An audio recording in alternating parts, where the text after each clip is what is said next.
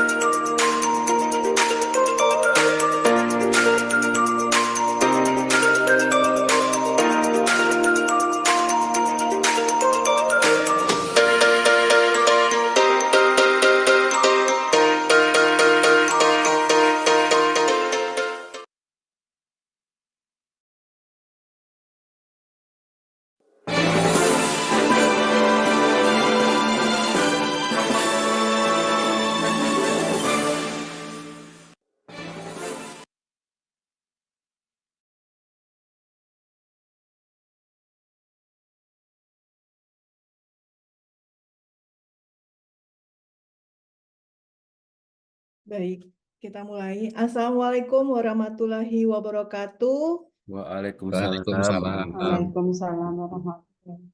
Om Swastiastu, selamat pagi, salam sejahtera buat kita semua. Salam, namo buddhaya, salam kebajikan. Baik Bapak Ibu Surveyor Hebat Larsi, kita bertemu kembali pada acara CQA ke-31 Larsi. Pada pagi hari ini, topik yang akan kita bahas ini sangat dinanti-nantikan ya Bapak Ibu Surveyor. Tentunya kita dalam persiapan UKOM Surveyor, jadi kita harus benar-benar mempersiapkan. Dan pada pagi hari ini dengan narasumber kita, Dr. Didi akan menyampaikan topik terkait tentang penyampaian hasil pertemuan dengan Direktorat Mutu Pelayanan Kesehatan terkait draft pedoman penyelenggaraan uji kompetensi surveyor akreditasi Fasiankes. Pertemuan ini sudah dilaksanakan pada tanggal 10 Juni 2024 yang lalu ya Bapak Ibu, jadi akan disosialisasikan kembali oleh Dr. Didi. Kemudian dilanjutkan nanti pada acara kita pada pagi hari ini, nanti ada acara diskusi dan juga ada pengarahan dari Dr. Umi Julaika.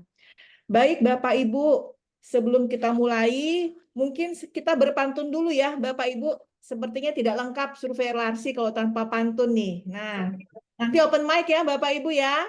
Oke, hari Sabtu ambil cuti. Cakep. Liburan dan rekreasi. Cakep. UKOM Surveyor itu sudah pasti. Iya, Cakep. Surveyor Larsi. Mantap. Kita hari ini semangat ya Bapak Ibu. Sebelum kita mulai, mungkin kita menyaksikan dulu, kita menyimak tentang safety induction. Ya, silakan Ibu Meli. Assalamualaikum warahmatullahi wabarakatuh. Berikut kami sampaikan safety briefing secara daring Lembaga Akreditasi Rumah Sakit Indonesia. 1. Acara ini dilakukan secara daring dengan menggunakan aplikasi Zoom. 2. Kegiatan ini dapat dilakukan di rumah atau ruang kerja masing-masing peserta. Ketiga, perhatikan jarak mata terhadap layar PC, laptop, atau perangkat seluler Anda. Atur agar tidak terlalu dekat dengan layar untuk mengurangi resiko pancaran radiasi layar monitor yang dapat menimbulkan kelelahan pada mata. 4. Perhatikan bahaya listrik pada kabel charger, stop kontak, atau saklar di sekitar kita. 5. Jika menggunakan headset atau earphone, diharapkan tidak lebih dari 60 menit dengan batas 60% dari volume maksimal. 6. Jika terjadi bencana, segera lakukan langkah pengamanan sesuai standar di area masing-masing. 7. Mohon dapat dipastikan bahwa kuota Anda cukup untuk mengikuti acara kegiatan ini hingga akhir. Terima kasih. Sekian Safety Briefing. Wassalamualaikum warahmatullahi wabarakatuh. Ya, baik Bapak Ibu, untuk tata tertib pada acara kegiatan Zoom kita pada pagi hari ini, nanti akan berlangsung acara ini sampai dengan pukul 12 waktu Indonesia Barat. Kemudian dimohon kepada Bapak Ibu untuk mengganti format ID peserta, NKA underscore nama peserta. Ya, kemudian jika memungkinkan Bapak Ibu menggunakan virtual background ya, dan on kamera selama kegiatan. Dan untuk kenyamanan kegiatan kepada semua peserta dimohonkan nanti agar mematikan mikrofon, kemudian nanti jika ada sesi tanya jawab itu akan diberikan kesempatan oleh moderator. Ya, baik, kita lanjut untuk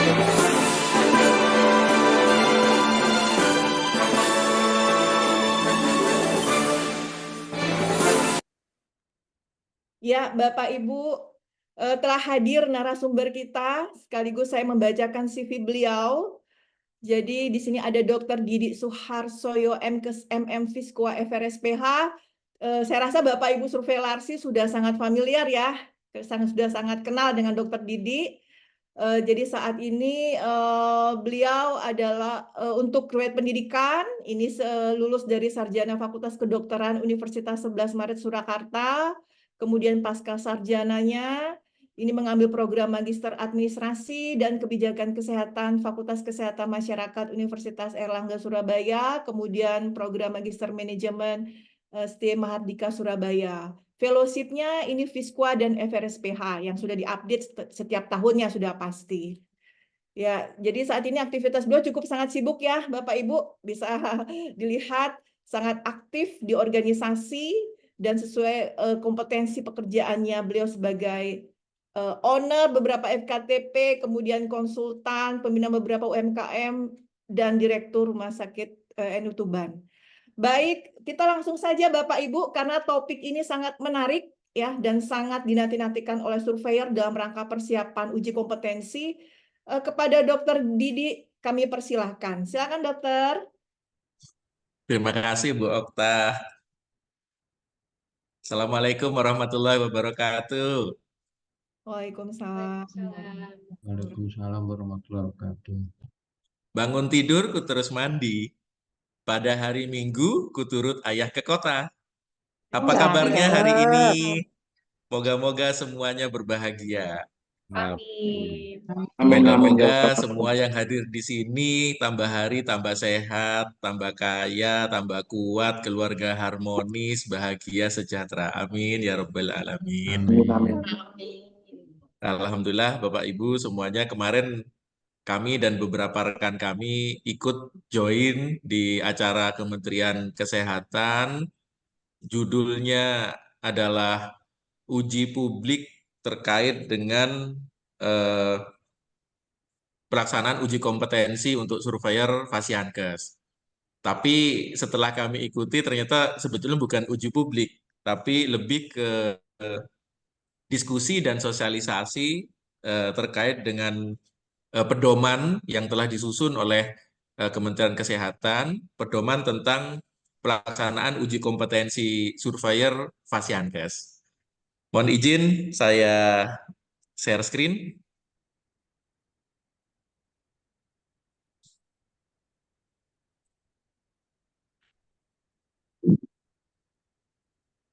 Nah, bagi yang sedang menjalankan ibadah puasa, saya sampaikan selamat berpuasa, Tarwiyah dan Arafah, dan selamat melaksanakan ibadah kurban bagi Bapak Ibu yang melaksanakan. Moga-moga tahun depan kita semua bisa berkurban. Moga-moga dimudahkan rezekinya oleh Allah Subhanahu wa Ta'ala. Tapi ngomong-ngomong ada hewan kurban, apa persamaan surveyor dan hewan kurban? Ayo, siapa yang bisa? Ada yang mau menjawab? Sebetulnya ada persamaan surveyor dan hewan kurban, yaitu sama-sama galau saat ini. Dan ini bisa kami tangkap saat kami melaksanakan kegiatan ikut kegiatan sosialisasi kemarin. Jadi banyak sekali pertanyaan-pertanyaan yang disampaikan oleh teman-teman dari LPA, baik dari rumah sakit maupun LPA puskesmas, klinik, labkes, dan UTD. Dan pada hari ini izinkan saya atas nama teman-teman tim yang kemarin mengikuti pertemuan untuk menyampaikan hasil pertemuan dengan Dir MPK terkait dengan draft pedoman penyelenggaraan uji kompetensi surveyor akreditasi Fasiankes. Ya, di awang banyak layang-layang, putus benang jatuh ke pangkuan. Tak kenal maka tak sayang, jika tak sayang gimana kita berkawan. Alhamdulillah tadi sudah dikenalkan oleh Bu Okta. Dan moga-moga setelah ini kita bisa inten, tambah kawan, tambah teman lagi. Yang pertama, izinkan saya mengingatkan saya terhadap diri saya sendiri dan teman-teman semuanya. Waduh, kayak khutbah Jumat ini. Terkait dengan value larasi yang seharusnya dan dimanapun kita harus dipedomani, kita patuhi terkait dengan integritas, yaitu adalah kewajiban kita untuk terus memberikan teladan, komitmen terhadap mutu, keselamatan pasien, untuk keberlangsungan rumah sakit. Jadi intinya integritas itu sama, apa yang kita katakan dengan apa yang kita perbuat. Integritas ada di situ. Sehingga kita harus selalu memberikan teladan kepada rekan-rekan kita, kepada mitra kita di rumah sakit, bahwa kita tidak hanya minta mereka standar, tapi kita harus standar terlebih dahulu. Kemudian humanis, menghargai kearifan lokal, bersahabat, kemudian teamwork, saling mengisi, bergotong royong, karena kita dengan teman-teman rumah sakit semuanya itu adalah satu tim untuk mutu dan keselamatan pasien. Kemudian kesetaraan, bahwa kita ini adalah mitra kebersamaan yang harus selalu kita pegang erat, karena Larsi tidak kita inginkan berdiri kemudian untuk hilang, tapi kita harapkan bareng-bareng Larsi ini berdiri, tumbuh, berkembang, dan terus berkelanjutan.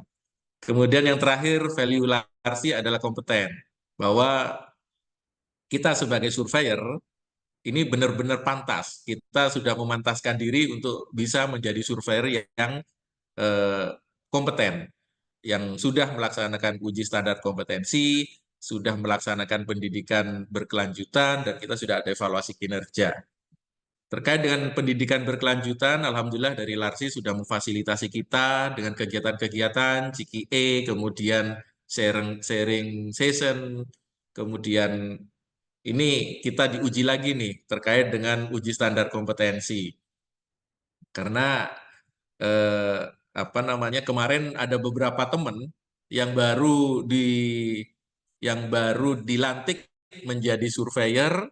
Kalau yang di FKTP bahkan sinafnya belum keluar, itu sudah harus ikut ujian kompetensi lagi dari Kementerian Kesehatan ini. Jadi ini adalah undangan. Jadi kalau kita lihat halnya itu adalah uji publik pedoman penyelenggaraan uji kompetensi surveyor akreditasi Fasiankes. Namun yang kita saksikan adalah lebih ke sosialisasi terkait dengan pedoman penyelenggaraan uji kompetensi survei akreditasi Fasiankes. Jadi acara kemarin itu diikuti oleh tim dari Kementerian Kesehatan, kemudian dari LPA rumah sakit, ada 6 LPA dan 13 LPA puskesmas, klinik, labkes, dan UTD, juga beberapa perwakilan dari surveyor. Untuk tim dari Larsi, kemarin diikuti oleh Dr. Desatya, kemudian saya, kemudian Kak Ti, kemudian Kak Okta, kemudian Pak Uud, dan Bu Widarti. Jadi intinya di acara kita pada pagi hari ini, saya mewakili teman-teman untuk kita mensosialisasikan hasil yang kami ikuti kemarin. Ada 2 materi yang disampaikan kemarin. Yang pertama adalah draft pedoman penyelenggaraan uji kompetensi bagi surveyor akreditasi Fasiankes. Itu disampaikan oleh Dir MPK, oleh Ibu Tiwi, dan yang kedua adalah sosialisasi sistem informasi uji kompetensi, atau disingkat SIUKOM. Nah, ini disampaikan oleh tim IT e-learning dari RSUP Dr. Karyadi oleh Pak Yosep Aditya. Jadi kemarin kita ketahui bersama bahwa Kementerian Kesehatan rupanya menggandeng tim IT dari RSUP Dr. Karyadi untuk melaksanakan uji kompetensi bagi seluruh surveyor yang ada di Indonesia ini.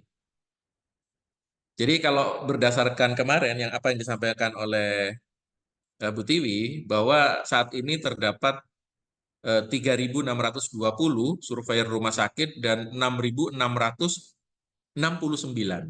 surveyor Fasiankes FKTP yang terbagi di dalam 6 LIPA untuk rumah sakit dan 13 LPA untuk puskesmas dan klinik, labkes, kemudian UTD. Dan seluruh surveyor ini, sekitar hampir 10.000 surveyor ini, kita akan bersama-sama di bulan Juni atau Juli mendatang, ini semuanya melaksanakan uji kompetensi. Dan uji kompetensi ini ada konsekuensi terhadap kinerja kita ke depannya, terhadap izin kita untuk melakukan aktivitas ke depannya. Jadi sistematika dari pedoman penyelenggaraan uji kompetensi yang kemarin disampaikan itu terdiri dari 5 bab. Bab 1 itu pendahuluan, meliputi latar belakang, tujuan, sasaran, dan pengertian. Kemudian bab 2 itu tentang teknis penyelenggaraan, meliputi alur, kemudian meliputi pelaksanaannya, mulai dari persiapan hingga materi. Kemudian bab 3 ini terkait dengan SIUKOM. Jadi aplikasi sistem informasi uji kompetensi surveyor akreditasi Fasiankes. Kemudian bab 4 ini evaluasi yang perlu dan menjadi tanggung jawab Kementerian Kesehatan, dan evaluasi yang menjadi tanggung jawab dari LPA. Dan bab 5 itu penutup. Jadi sebetulnya tujuan dari pelaksanaan UKOM ini adalah peningkatan mutu. Jadi Kementerian Kesehatan rupanya masih dalam tanda petik belum percaya terkait dengan mutu surveyor di Indonesia, sehingga perlu dilaksanakan uji kompetensi. Dan peningkatan mutu ini dalam koridor perbaikan terus-menerus dan berkesinambungan. Itu pertama. Kemudian yang kedua adalah memastikan bahwa LPA ini benar-benar memiliki surveyor yang kompeten. Dan syarat kompetensi itu sudah diatur pula di pedoman ini, meliputi 3 aspek, yaitu aspek knowledge, skill, dan attitude. Jadi yang disebut kompetensi itu adalah 3 aspek, pengetahuan, keterampilan, dan sikap. Begitu pula kompetensi surveyor, penilaiannya secara objektif menurut Kemenkes akan dinilai dari 3 aspek tersebut. Sehingga di dalam materi uji kompetensi surveyor yang dinilai juga 3 aspek tersebut. Dan sebagai bukti pengakuan bahwa surveyor itu sudah kompeten, maka nanti Kementerian Kesehatan akan menerbitkan sertifikat kompetensi surveyor akreditasi. Dan terus-menerus akan dilakukan evaluasi uji kompetensi terkait dengan proses penyelenggaraan, kemudian terkait dengan efektivitas yang sudah dilakukan untuk menjamin kompetensi surveyor di masing-masing LPA. Jadi beberapa hal yang perlu kita pahami dan perlu kita ketahui bersama terkait dengan penyelenggaraan. Ini yang seru, teman-teman.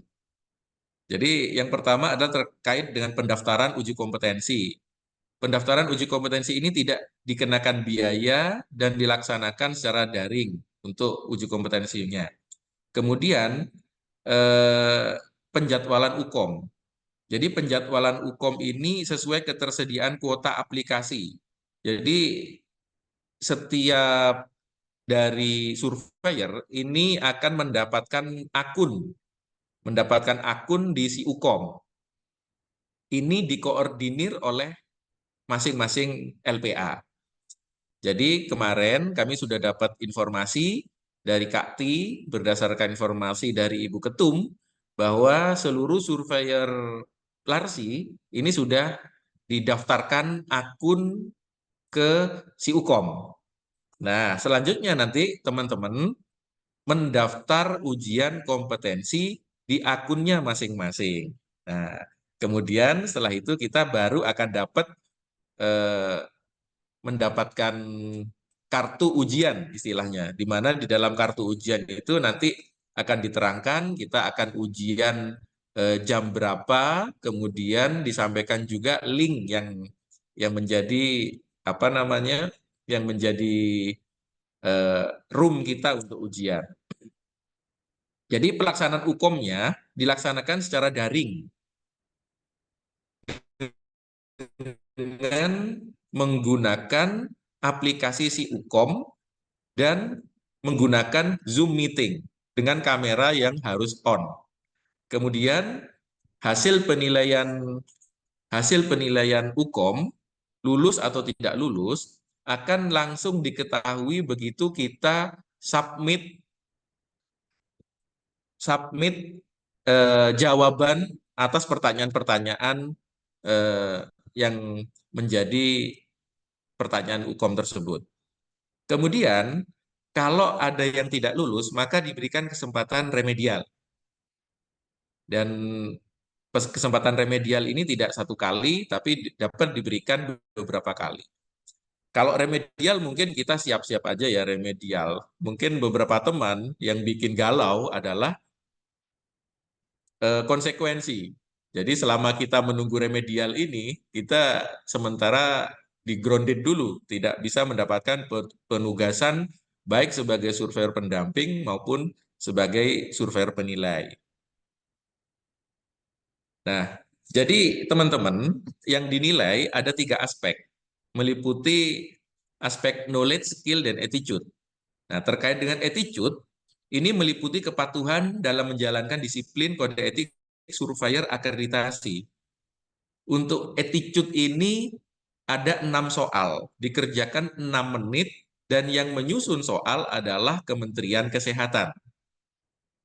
Kemudian ada soal skill, meliputi keterampilan, baik itu keterampilan telusur, analisa, memberikan skor, problem solving, komunikasi, kemudian pengolahan waktu, dan teamwork. Dan untuk skill, ini ada 9 soal, dikerjakan dalam waktu maksimal 9 menit. Dan yang terakhir terkait dengan knowledge, yaitu pengetahuan terhadap tata laksana survei, standar, instrumen, dan metodologi survei. Ada 15 soal dikerjakan dalam waktu 15 menit. Nah, teman-teman kemarin sudah didaftarkan untuk mendapatkan akun di aplikasi si UKOM. Jadi tinggal nanti login, kemudian username-nya adalah email masing-masing, dan sudah dikirimkan password, dan password ini nanti perlu diganti yang lebih privasi oleh teman-teman semuanya. Nah, jadi ini adalah komposisi dan jumlah soal per Fasiankes terkait dengan knowledge, skill, dan attitude. Jadi ada 30 soal dikerjakan 30 menit, batas lulusnya 80. Sehingga kalau batas lulus 80, maka harus ada jawaban benar minimal 24 soal. Jadi boleh tidak benar menjawab maksimal 6 soal. Tapi 6 soal itu tidak boleh dari aspek skill. Jadi khusus untuk aspek skill minimal harus benar 5 atau lebih dari 5. Jadi dari 9 ini harus benar 5 ke atas. Kalau misalnya skill ini teman-teman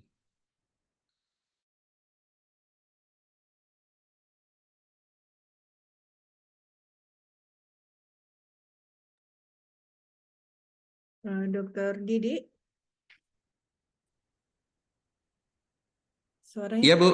ya suaranya sempat hilang, Dok. Ya, lanjut, Dok. Ya. Jadi seperti itu, teman-teman.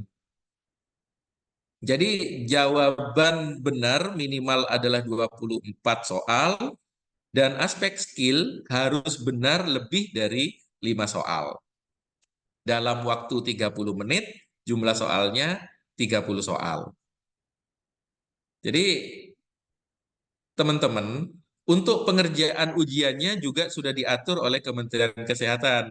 Jadi pengerjaan ujian yang pertama adalah attitude, kemudian skill, kemudian knowledge. Jadi kita tidak bisa mengerjakan knowledge dulu, kemudian skill, kemudian attitude. Atau skill dulu, knowledge, kemudian attitude. Tidak bisa.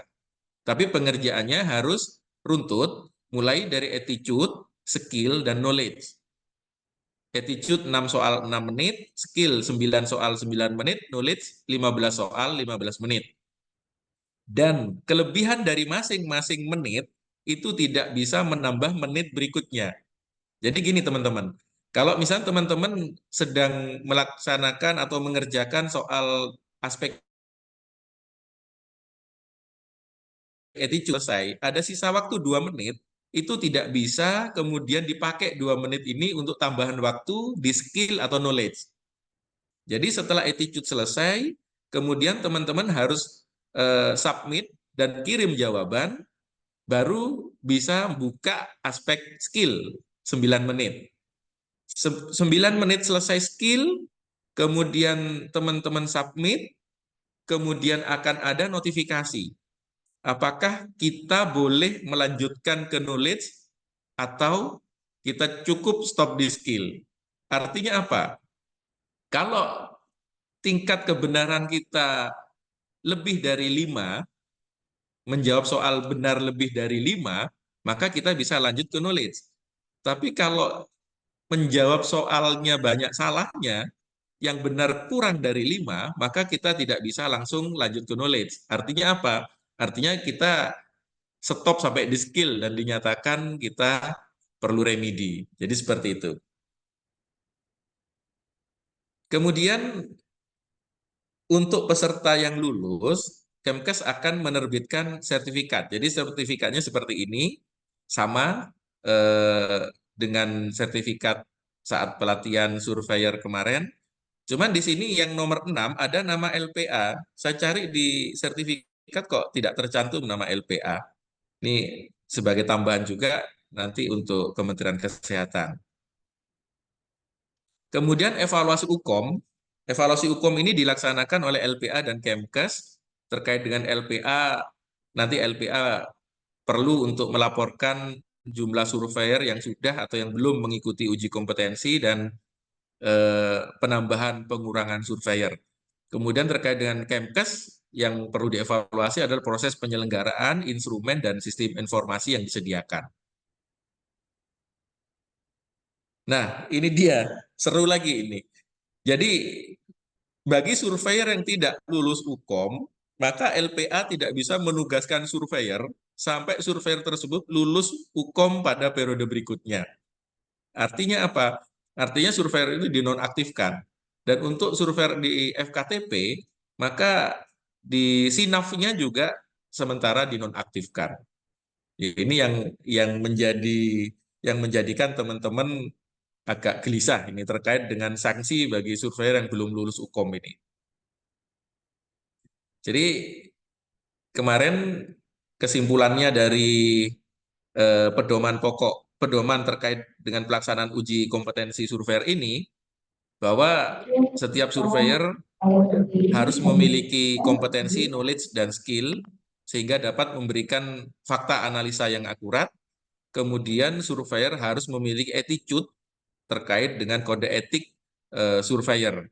Dan ini knowledge, skill, dan attitude ini dimasukkan ke dalam unsur-unsur di dalam pedoman penyelenggaraan UKOM bagi surveyor akreditasi Fasiankes. Dan ini dijadikan acuan penyelenggaraan dan evaluasi UKOM. Itu terkait dengan materi pertama. Kemudian terkait dengan materi kedua, sistem informasi uji kompetensi. Jadi si UKOM ini telah bridging dengan SINAF.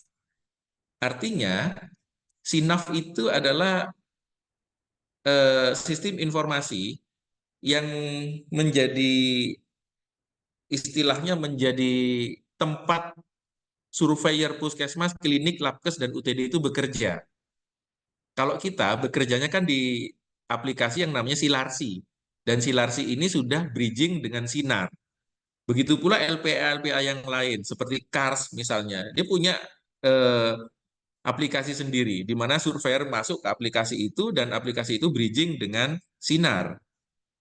Sistem Informasi Akreditasi Rumah Sakit. Nah, terkait dengan si UKOM ini bagaimana? Ternyata si UKOM ini untuk surveyor rumah sakit juga harus masuk ke SINAF. Artinya LPA harus mendaftarkan seluruh surveyornya sehingga memiliki akun di SINAF yang bridging dengan si UKOM. Nah, dan ini sudah dilaksanakan. Ini sudah dilaksanakan. Nanti teman-teman bisa akses ke sinafukom.kemkes.go.id. Di situ nanti ada username, teman-teman masukkan email surveyor, dan passwordnya ukom@2024. Nah, nanti tampilannya seperti ini, teman-teman. Tampilannya seperti ini. Kemarin, saat kita ikut pelaksanaan sosialisasi, di bawah tampilan yang seperti ini, di bawahnya, itu ada form pendaftaran uji kompetensi surveyor dan ada uji coba UKOM. Jadi sudah ada uji cobanya. Namun jangan kaget kalau nanti teman-teman coba akses ke si UKOM, yang di bawah ini belum ada. Karena memang sepertinya dibuka hanya 1x24 jam. Setelah itu saya berusaha untuk masuk lagi, itu ternyata sudah di blok. Dan kemarin saya dapat link lagi dari Sekretariat LARSI, kita coba, ternyata memang untuk pendaftaran uji kompetensi surveyor dan uji coba UKOM, ini ternyata memang tidak ada. Namun karena kemarin saya sudah berhasil masuk, dan saya kemarin sudah berhasil juga melaksanakan uji coba, uji kompetensi, maka hari ini coba akan saya share ke teman-teman semua, kira-kira penampakan uji kompetensi, penampakan layarnya itu bagaimana, sehingga teman-teman tidak kaget nantinya. Jadi teman-teman sekarang sudah punya akun di si UKOM, kemudian nanti teman-teman begitu registrasi ini dibuka, teman-teman bisa melaksanakan pendaftaran uji kompetensi surveyor. Kemudian setelah teman-teman melaksanakan uji pendaftaran, nanti teman-teman akan mendapatkan kartu ujian. Di mana di kartu ujian itu akan terpampang kapan ujian dan jam berapa, kemudian menggunakan link yang mana. Jadi kemarin saya berusaha mendaftar uji kompetensi surveyor, jadi seperti ini penampakannya di pendaftaran ujian kompetensi. Dan setelah kita masuk ke pendaftaran uji kompetensi, kita sudah bisa daftar, maka kita akan mendapatkan jadwal ujian seperti ini. Nanti ada nama, ada email, LPA-nya di mana, bidangnya apa. Maksudnya bidang ini, kalau kita menjadi surveyor di FKTP, ada bidang TKPP, ada bidang TKSDU. Tapi kalau kita menjadi surveyor di rumah sakit, kemarin belum disampaikan apakah pembidangan surveyor penilai dan pembidangan surveyor pendamping ini dibedakan atau enggak ujiannya. Tapi sepertinya sama. Jadi seperti itu. Kemudian ada sesi jam berapa, pakai room yang mana, ini nanti akan tercantum semuanya di jadwal ujian atau kartu ujian yang dikirimkan ke akun kita di SIUKOM. Nah, terkait dengan register sudah. Berikutnya saya coba masuk ke uji coba UKOM. Rumah sakit nggak ada, yang ada hanya uji coba UKOM Puskesmas. Ya sudah, saya klik aja uji coba UKOM Puskesmas. Namanya uji coba. Artinya meskipun saya nggak begitu paham tentang Puskesmas, ya namanya uji coba kita masuk aja. Kemudian di dalamnya sudah siap soal terkait dengan attitude, skill, dan knowledge. Jadi begitu kita klik attitude, skill, dan knowledge, ternyata memang yang terbuka hanya attitude dulu. Sehingga kita masuk ke attitude. Nah, ini penampakannya seperti ini. Begitu kita masuk ke attitude, kita klik kerjakan kuis. Jadi mulai mengerjakan, waktu juga mulai berjalan. Nah, kalau kita lihat soal-soal attitude, ini tidak sepanjang, kalimatnya itu tidak sepanjang soal-soal latihan yang saat ini kita kerjakan bareng-bareng. Jadi waktu 6 menit untuk mengerjakan soal attitude itu sepertinya cukup. Jadi di sisa waktu ini untuk 6 soal 6 menit cukup lah teman-teman. Dan teman-teman juga bisa melihat navigasi.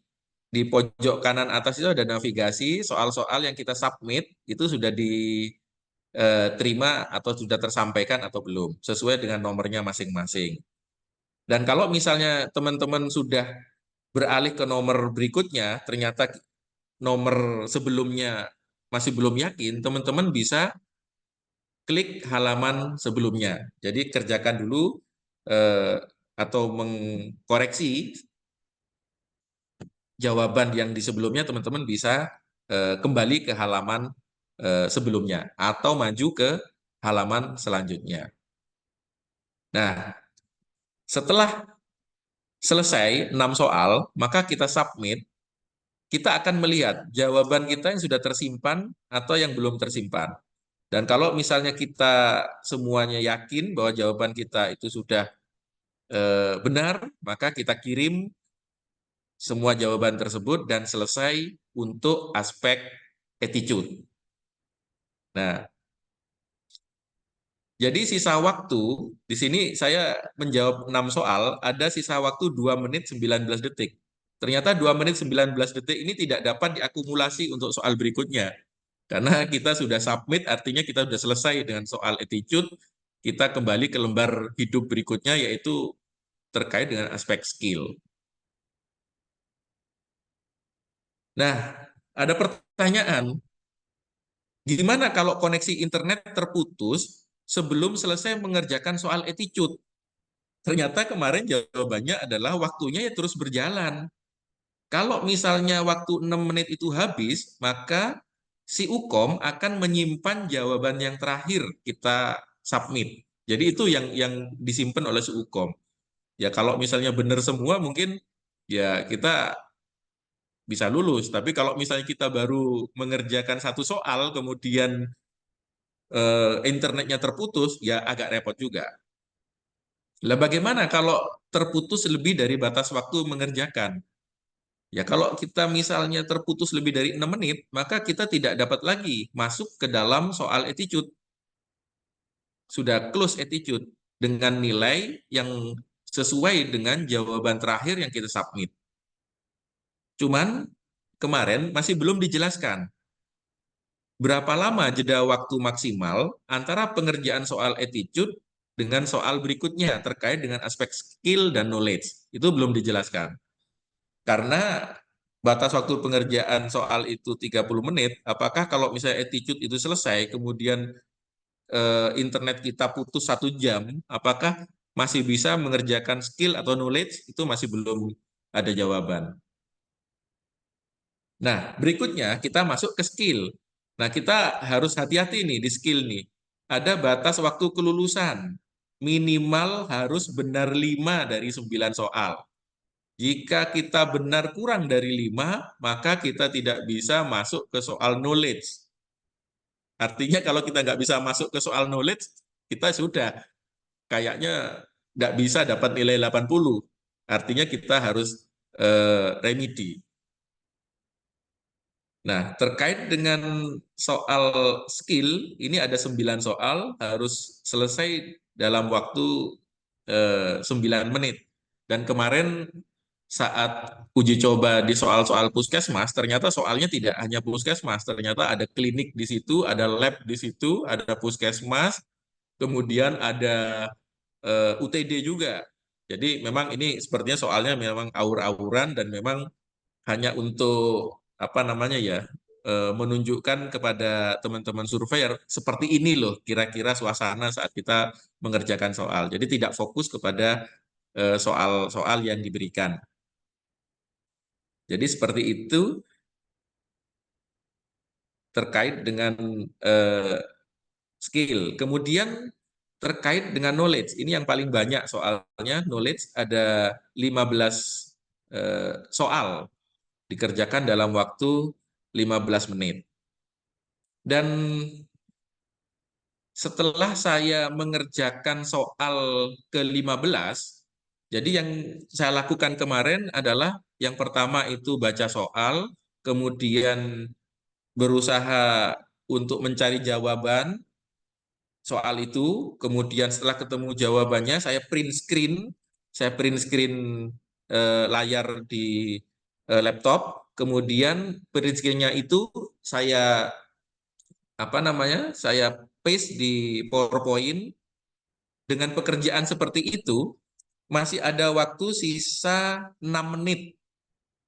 Artinya apa? Artinya teman-teman tidak perlu terlalu gerusa-gerusu, tidak perlu terlalu gopo untuk menjawab soal. Kalau soalnya menggunakan kalimat-kalimat yang singkat seperti puskesmas. Masalahnya, untuk soal-soal rumah sakit, hukum rumah sakit, seperti teman-teman ketahui bersama, soalnya panjang-panjang, narasinya panjang-panjang, pilihan jawabannya juga panjang-panjang. Nah, ini kita harus ekstra waspada ini, bagaimana kita mengelola waktu satu soal 1 menit ini. Kalau puskesmas, ini atau UTD ini, soalnya kan tidak menggunakan kalimat yang terlalu panjang. Kemudian alternatif jawabannya juga nggak terlalu panjang. Sehingga saya menggunakan waktu 15 menit untuk aktivitas seperti ini, masih ada sisa waktu 6 menit. Nah ini, kalau misalnya soalnya seperti rumah sakit, masih ada sisa waktukah atau tidak, saya belum nyoba. Apalagi ditambah dengan pressure mental kita saat mengerjakan soal yang mungkin derdek juga ya. Jadi seperti itu. Dan memang soal-soal yang kemarin ada di ada di simulasi itu juga sepertinya masih soal-soal mainan karena antara pertanyaan dan fakta yang disampaikan juga masih membingungkan. Yang ditanya, yang faktanya surveyor ingin mengecek, tapi yang ditanya skor. Jadi masih istilahnya masih banyak yang perlu didiskusikan terkait dengan soal-soal yang kemarin menjadi bahan simulasi. Kemudian teman-teman kita submit, maka nilai kita akan langsung keluar. Nah, di sini nilai saya adalah 80. Wah, saya sudah seneng nih, padahal jawabnya agak ngawur, ternyata nilainya 80. Tapi ternyata 80 di sini adalah 80 dari 150, dari 15 soal. Setelah saya bagi 80 bagi 150 kali 100, nilainya 53. Artinya belum lulus. Sehingga begitu saya coba cek sertifikat, ya memang tidak bisa dicek sertifikat, tidak bisa dicetak sertifikat karena belum lulus. Jadi seperti itu teman-teman. Jadi kesimpulannya, hasil dari pertemuan kemarin itu ada beberapa hal yang perlu kita cermati. Yang pertama adalah setiap surveyor Fasiankes wajib mengikuti UKOM sesuai dengan bidang masing-masing. Artinya ya sudah tidak ada tawar-menawar lagi terkait UKOM ini. Kementerian Kesehatan sudah mewajibkan kita untuk harus UKOM. Kemudian yang kedua, soal-soal UKOM itu disusun oleh seluruh LPA dan Kemkes. Jadi untuk soal-soal yang terkait dengan skill dan knowledge itu disusun oleh LPA, sedangkan soal-soal yang terkait dengan attitude itu disusun oleh Kemkes. Kemudian dilaksanakan uji validitas dan reliabilitas soal-soal UKOM. Dan moga-moga soal-soal UKOM yang akan kita kerjakan nanti betul-betul sudah melalui uji validitas dan reliabilitas. Karena kalau saya lihat soal-soal yang untuk simulasi kemarin, saya kok ragu ya, sudah uji validitas atau reliabilitas. Kemudian, UKOM ini dikerjakan secara mandiri dengan menggunakan perangkat IT, yaitu si UKOM dan aplikasi Zoom dengan on-cam. Kemudian masih ditata mekanisme akses si UKOM untuk survei rumah sakit. Ini sudah selesai, tinggal nanti kita kalau misalnya pendaftaran UKOM-nya ini sudah dibuka, kita sudah bisa mengakses seperti yang saya sampaikan di depan tadi. Kemudian terdapat konsekuensi hasil UKOM terhadap penonaktifan akun SINAF oleh Kemkes. Artinya tidak lulus berarti tidak bisa mendapatkan penugasan sebagai surveyor pembimbing maupun surveyor penilai sampai melaksanakan remedi dan lulus. Jadi ada kesempatan remedial bagi yang belum lulus UKOM 7 hari berikutnya. Kalau remedi belum lulus, ada kesempatan lagi untuk ikut remedi berikutnya 2 bulan kemudian.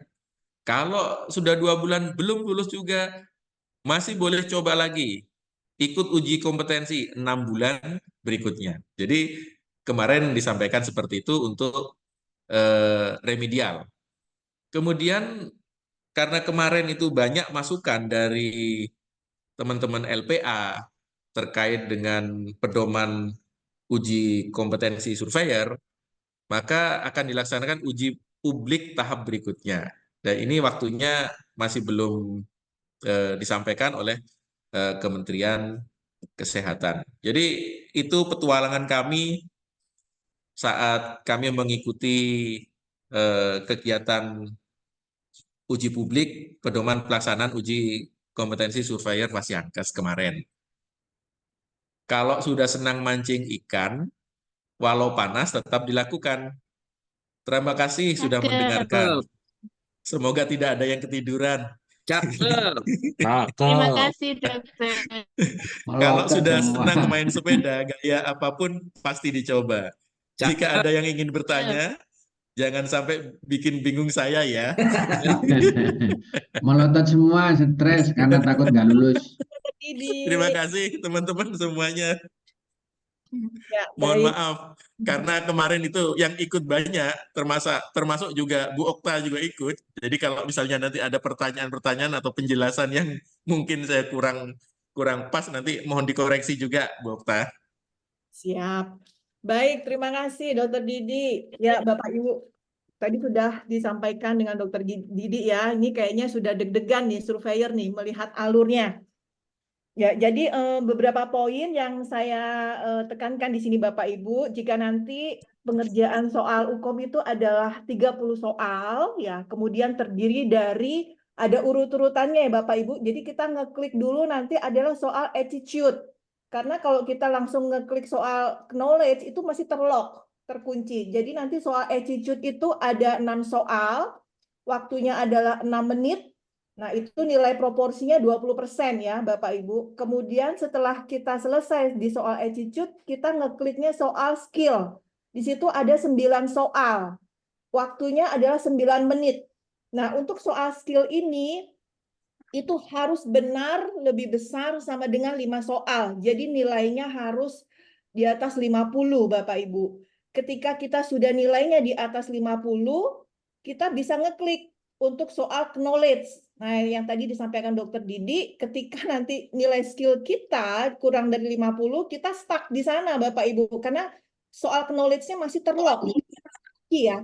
Nah, mungkin itu kemarin tidak dijelaskan dengan detail dengan Kemenkes, tapi kita bisa mengambil satu simpulan ya, karena kuncinya adalah di skill. Nanti kita diharapkan memang skill kita sangat kompeten ya, Bapak Ibu, ketika kita melakukan telusur, mungkin itu diharapkan. Jadi di soal skill itu 9 soal dengan nilai proporsinya nanti 30% ya, Bapak Ibu. Nilainya harus di atas 50. Kemudian setelah itu kita akan bisa ngeklik untuk soal knowledge sebanyak 15 soal. Ini dikerjakan 15 menit. Jadi total waktunya adalah 30 menit ya Bapak Ibu untuk mengerjakan soal. Nanti ketika sudah selesai mengerjakan soal attitude, skill, dan knowledge, itu langsung keluar nilainya Bapak Ibu dan sertifikat juga bisa di-download. Nah, untuk yang remedi Bapak Ibu, remedi seperti tadi disampaikan oleh Dr. Didi, kemarin memang tidak ditampilkan secara slide, tapi diinformasikan bahwa remedial pertama itu dilakukan 7 hari berikutnya setelah hasil keluar. Nah, cuman saja Bapak Ibu, kita kan tidak tahu ya, karena pemilihan jadwal UKOM ini kan melibatkan semua surveyor. Apakah nanti 7 hari kemudian ada tidak jadwal yang kosong? Nah, itu masih belum dijelaskan juga secara detail. Kalau seandainya jadwal penuh, nah, itu kita harus memilihnya di hari kapan. Nah, seandainya nanti remedial pertama Bapak Ibu tidak lulus, ya mudah-mudahan tidak ya, kita lulus semua tanpa remedi ya. Untuk mengantisipasi ketika remedial pertama tidak lulus, kita bisa mendaftar kembali untuk UKOM 2 bulan lagi. Nah, sama seperti tadi, kita tidak tahu apakah di 2 bulan lagi itu jadwal di tanggal itu ada yang kosong atau tidak, karena itu kan yang mendaftar semua surveyor lah, Bapak Ibu. Jadi kalau misalnya dapat di tanggal tepat di 2 bulan lagi, kita bisa mendaftar. Kemudian ketika tidak lulus di remedial kedua, kita bisa UKOM 6 bulan lagi. Nah, jadi Bapak Ibu, ketika masa periode kita masih belum lulus, ini kita masih di-freeze-kan dulu. Jadi kita dinonaktifkan dulu sampai nanti kita lulus. Nah, jadi seperti itu sebenarnya arahan dari Kemenkes kemarin. Jadi diharapkan tujuannya adalah untuk kita meningkatkan kompetensi para surveyor. Ya, baik. Kita buka sesi tanya jawab ya, Bapak Ibu. Di sini saya lihat di kolom chat. Ini ada. Okta bisa bertanya secara langsung? Siap, raise hand dulu Pak Akmal. Baik. Kita Saya buka. bertanya langsung boleh nggak? Ya, silakan Pak Akmal. Baik, terima kasih Bu Okta, Dr. Didi, presentasinya atas sosialisasi UKOM bagi surveyor Pasienkes. Dok, ada beberapa yang mengkritik di beberapa slide tadi yang disampaikan. Yang pertama, tujuan UKOM ini diadakan oleh Kementerian Kesehatan kan untuk menguji kompetensi daripada surveyor yang ada di Pasienkes. Nah, kita kan sudah melakukan UKOM pertama. Di slide pertama itu slide tadi itu disebutkan tujuannya untuk meningkatkan kompetensi. Sekarang ini rumah sakit tersisa oleh seluruh Indonesia hanya sekitar 10% yang tersisa yang belum terakreditasi oleh LIPA atau oleh Pasienkes yang ada di Indonesia. Artinya kalau misalnya 10% yang belum terakreditasi, sementara surveyor rumah sakit itu ada 6.000 lebih. Kalau misalnya uji kompetensi kita lakukan sekarang, masa berlaku sertifikat hanya 3 tahun. Selama 3 tahun kita melakukan sertifikat itu berlaku, bisa terbayangkan 6.000 itu mengapain saja surveyor itu? Dari mana kita bisa melihat uji kompetennya surveyor itu, sementara mereka tidak akan melakukan survei selama 3 tahun. Karena dalam 3 tahun masa berlaku sertifikat, 3 tahun kemudian tidak ada lagi rumah sakit yang akan disurvei. Nah, kemudian diuji UKOM lagi dalam 3 tahun yang ketiga pertamanya. Nah, sementara masa berlaku sertifikat akreditasi itu adalah 5 tahun. Artinya tidak sinkron antara sertifikat UKOM dengan sertifikat akreditasi yang dikeluarkan oleh kementerian. Kalau seimbang 5 tahun sesama 5 tahun mungkin masih imbang. Jadi tidak ada kebekuan nanti di dalam menunggu UKOM yang kedua. Kalaupun kita UKOM sekarang selama 3 tahun kemudian UKOM kedua lagi. Sementara kita belum juga bisa mensurvei rumah sakit. Karena sertifikat akreditasi 5 tahun. Bagaimana itu sebaiknya dok di dalam hal ini? Itu aja sih dok yang menggelitik bagi saya. Tidak seimbang antara sertifikat UKOM dengan sertifikat akreditasi yang dikeluarkan oleh kementerian. 3 tahun pertama kita, sekarang aja kita udah banyak vakum. Karena sudah semua rumah sakit sudah disurvei. Nah sekarang kita lakukan UKOM untuk 6.000 surveyor. Kemudian 3 tahun kemudian kita tidak akan survei-survei. Kita udah UKOM, udah lulus, juga vakum akhirnya kan. Nah 3 tahun kemudian UKOM lagi ke UKOM kedua. 2 tahun lagi menunggu baru dapat survei. Nah ini yang menjadi kritik bagi saya kenapa bisa berbeda sertifikat antara UKOM dengan sertifikat yang realisasi yang dikeluarkan oleh kementerian untuk akreditasinya. Terus yang kedua pertanyaannya begini, ini kan wajib untuk seluruh surveyor. Seandainya nih ada yang Badung, saya Badung nih, saya nggak mau UKOM, kan saya sudah punya sertifikat UKOM yang pertama. Artinya saya kan nggak ada pembekuan, atau memang udah tidak bisa diberlakukan seperti itu. Saya Badung aja deh, nggak usah ikut. Kenapa? Kan nggak terdata saya ikut atau tidaknya. Karena saya sudah punya sertifikat pertama. Gue nggak begitu, Saudara terdidik. Itu seandainya begitu. Oke, itu aja sih dok, 2 pertanyaan Bu Okta. Terima kasih. Assalamualaikum warahmatullahi wabarakatuh. Baik, terima kasih Pak Akmal. Baik. Dari sini seperti tanggapi ya dok. Waalaikumsalam warahmatullahi wabarakatuh. Sayang kemarin kita diskusi tidak sekeras yang Pak Akmal katakan ini ya, tapi kita menyampaikannya itu kan dengan lemah lembut. Bahkan saya juga di chatbox sudah menulis juga seperti itu. Dan sudah saya minta teman-teman untuk nge-like apa yang saya tulis. Jadi dari seluruh surveyor itu kan ada sekitar 10.000 surveyor yang berasal dari FKTP dan FKRTL. 6.000 itu dari puskesmas, klinik, labkes, dan UTD. Saat Maaf 3.000 tadi ya, betul. Ya, saat uji kompetensi dulu untuk FKTP, saat itu ada 3.000 calon surveyor yang akan melaksanakan uji kompetensi FKTP. Dan server Kemkes itu down.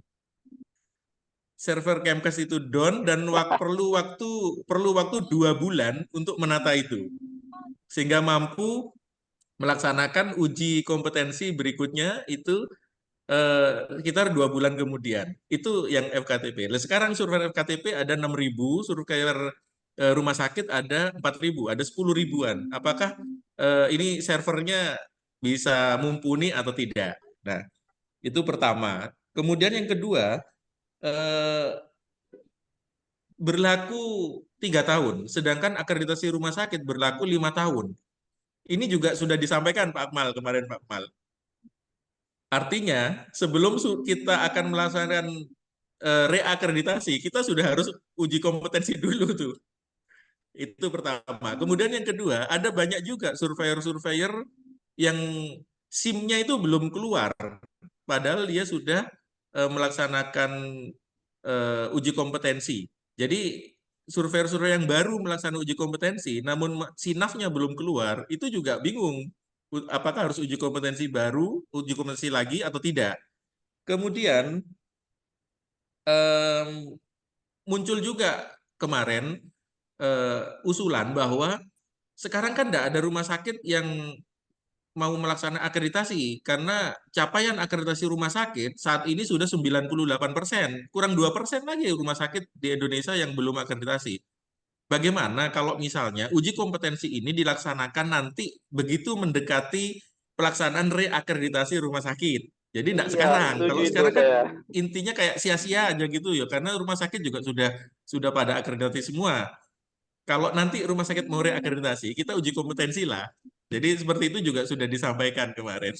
Dan sepertinya Betul. jawaban dari Kementerian Kesehatan memang sudah ini tidak bisa ditunda lagi, pelaksanaannya memang harus Juni-Juli. Jadi jawabannya kemarin seperti itu, Pak Akmal. Termasuk juga eh, apa namanya terkait dengan jadwalnya ini sudah tidak ada istilahnya tidak ada negosiasi lagi dari Kemkes. Oh, Gitu Pak sia-sia Akmal. dong ujiannya. Oke, Dokter Didi, terima kasih. Ternyata memang udah di-lock ke Kemenkes. Baik, ya demikian mungkin penjelasan dari Dokter Didi. Mungkin Bapak Ibu, kalau menurut saya, mungkin saya tambahan sedikit bahwa UKOM ini seperti ibaratnya kalau kita di Nakes itu SIP-nya ya. Jadi kita harus punya SIM di mana kita dengan label surveyor. Nah, Kemenkes mengharapkan kalau kita sudah menggunakan label surveyor itu harus kompeten. Jadi bagaimana untuk mengukur kompeten dari surveyor tersebut? Ya diukur dengan 3 aspek seperti tadi ya Bapak Ibu, dari segi attitude, kemudian dari segi skill dan knowledge. Nah seperti tadi sudah disampaikan juga dengan Dokter Didi, ini mungkin juga masih dibicarakan lagi di Kemenkes, karena kemarin juga cukup banyak masukan dari Bapak Ibu surveyor yang lainnya. Baik Bapak Ibu, ini kita beralih dulu, ada pertanyaan di kolom chat ya untuk Dokter Didi. Jadi pertanyaannya adalah dari Ibu Putri, untuk surveyor yang menjadi surveyor FKTP dan rumah sakit, apakah ada potensi mendapatkan jadwal bersamaan? Silakan, Dokter Didi. Oke, jadi kalau misalnya ada surveyor FKTP dan rumah sakit, itu uji kompetensinya masing-masing kompetensi. Jadi tidak bisa satu kali uji kompetensi untuk surveyor rumah sakit dan FKTP. Itu yang pertama. Kemudian untuk pelaksanaannya, pendaftarannya itu diatur saat kita mendaftarkan diri untuk mengikuti ujian UKOM. Jadi pendaftaran UKOM, kita kan sudah punya akun di si UKOM. Jadi teman-teman semua sudah didaftarkan oleh Larsi untuk memiliki akun di si UKOM. Sudah ada akun, sudah ada password. Kemudian nanti saat pendaftaran itu dibuka, kita mendaftar di akun pendaftaran kita itu. Kemudian akan keluar kartu ujian. Nah, itu kita nggak tahu kapan kita akan dijadwalkan ujian, jam berapanya. Kemungkinan besar atau kemungkinan kecil ada kita ujian sebagai surveyor akreditasi rumah sakit ini bisa bersamaan dengan kita ujian sebagai surveyor akreditasi FKTP. Karena ternyata dalam satu waktu itu banyak breakout room di Zoom itu yang melaksanakan uji kompetensi. Jadi seperti itu. Kemudian pelaksanaan UKOM-nya, ini saya barusan juga chatting dengan teman dari Kemkes. Ini dikirimkan jadwal untuk Juni ini pendaftaran uji kompetensi, kemudian Juni akhir sampai dengan Juli dan Agustus medio ini uji kompetensi tahap 1, kemudian Agustus sampai November ini ada uji kompetensi tahap 2. Mungkin ini untuk yang remedi. Jadi seperti itu. Jadi kalau melihat chattingan kami ini, kemungkinan UKOM itu dilaksanakan di akhir Juni sampai dengan medio Agustus. Jadi seperti itu. Mungkin seperti itu, Bu Okta. Ya, baik. Itu sudah menjawab juga beberapa pertanyaan di kolom chat ya, Bapak Ibu. Jadi kemungkinan di akhir Juni ini ya, kita sudah mulai untuk UKOM. Ya. Kemudian ini ada pertanyaan lagi. Oh, ini yang baru surveyor yang baru lulus UKOM 3 bulan yang lalu ya, belum magang, apalagi survei, apa juga harus ikut UKOM. Ya, silakan Dokter Didi ditanggapi. Iya, seluruh surveyor. Iya.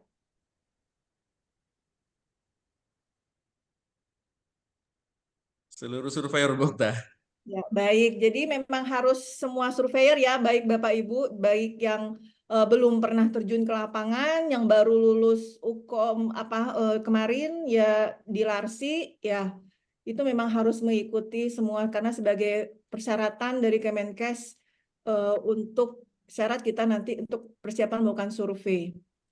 Ya, kemudian ada pertanyaan satu lagi nih, Dokter Didi. Bisa tidak syarat yang ikut UKOM adalah yang sudah pernah survei akreditasi misalnya minimal 3 kali ya. Jadi sudah disampaikan tadi ya Bapak Ibu dengan Iya, Dokter bahwa memang semua sudah. surveyor itu memang harus mengikuti UKOM. Saya tadi Dokter Didi sampaikan kemungkinan bisa di akhir Juni ya kita mulai. Baik Bapak Ibu, mungkin saya beri kesempatan kepada Dokter Ika ya, Dokter Umi Julaika yang akan menyampaikan beberapa pengarahan ya sambil kita menunggu pertanyaan yang lainnya dari Bapak Ibu. Mohon izin Dokter Ika, apakah Dokter Ika sudah join Dok? Sudah dari tadi. Ya, Dokter Ika, silakan Dokter untuk Ya, disampaikan beberapa pengarahan oh Dok. ya. Terima kasih waktunya Bu Oktar. Makasih Dokter Didi sudah mewakili kami kemarin. Karena kemarin saya pribadi nggak bisa ikut karena menemani batch 12 ya. Takutnya kalau ditinggal batch 12 nggak ada yang nemenin. Bapak Ibu, insya Allah gini, nggak usah terlalu takut. Insya Allah kita siapkan, pasti kita bisa ya. Intinya kan kita teamwork itu tadi. Nggak usah ndredeg dulu, ndredegnya sekarang nggak apa-apa, tapi nanti kalau saat ujian ndredegnya hilang dan bisa ya. Karena apa? Kalau sudah panik duluan, kita nggak bisa menganalisa soal-soal jawab apa itu namanya soal yang diberikan. Perkiraan yang akan keluar sudah nanti kita berikan semuanya soal-soalnya. Dan insya Allah nanti coba Bapak Ibu cek di akun Silarsinya masing-masing. Akan kami berikan 1 minggu itu 2 kali latihan soal dan jawaban nanti akan kita berikan terpisah. Supaya nanti Bapak Ibu nggak menghafalkan jawabannya tapi belajar menganalisa soal-soalnya.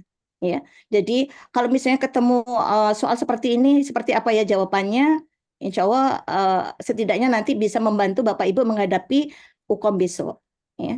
Bismillah, moga-moga nanti Bapak Ibu bisa. Insya Allah kita nanti akan ada pertemuan lebih lanjut, perwakilan dari tiap batch nanti 2 atau 3 orang, kita bahas lewat Zoom bagaimana strategi untuk supaya kita nanti masuk bareng, lulus bareng lah, seperti waktu kita pelatihan di batch masing-masing. Gitu ya Bapak Ibu. Dan nanti kami mohon, karena kesibukan Bapak Ibu di instansinya masing-masing, sempatkan waktu untuk membaca dan mempelajari soal-soalnya. Supaya apa? Nanti bisa mengerjakan ini UKOM-nya. Karena tidak akan jauh, bismillah, tidak akan jauh dari soal-soal yang kita berikan. Seperti itu. Jadi itu mengurangi rasa ndredegnya, rasa apa ya, bisa nggak ya? Insya Allah bisa, pasti bisa. Seperti itu. Semangat ya Bapak Ibu, insya Allah bisa. Soalnya karena kita sudah latihan tiap minggu ya, seminggu 2 kali ya. Kemarin sistemnya sudah kita buat lebih mudah. Nanti ini kita buat beda lagi supaya nanti apakah Bapak Ibu masih bisa menganalisa dengan soal-soal yang tanpa jawaban dan bisa nanti self assessment sendiri sampai sejauh mana sih kemampuan kita mempelajari. Bahannya dari Starkes saja, nggak jauh dari itu. Emang banyak ya halamannya, tapi insya Allah nanti kalau tiap hari atau khususkan 1 hari 1 sampai 2 jam, atau mungkin nanti tiap batch ada diskusi bahas soal-soal, monggo. Kami siap untuk membersamai, seperti itu. Itu Bapak Ibu, kalau misalnya mau ada yang didiskusikan silakan. Ya, baik. Terima kasih Dokter Ika. Baik Bapak Ibu, saya buka lagi sesi tanya jawab.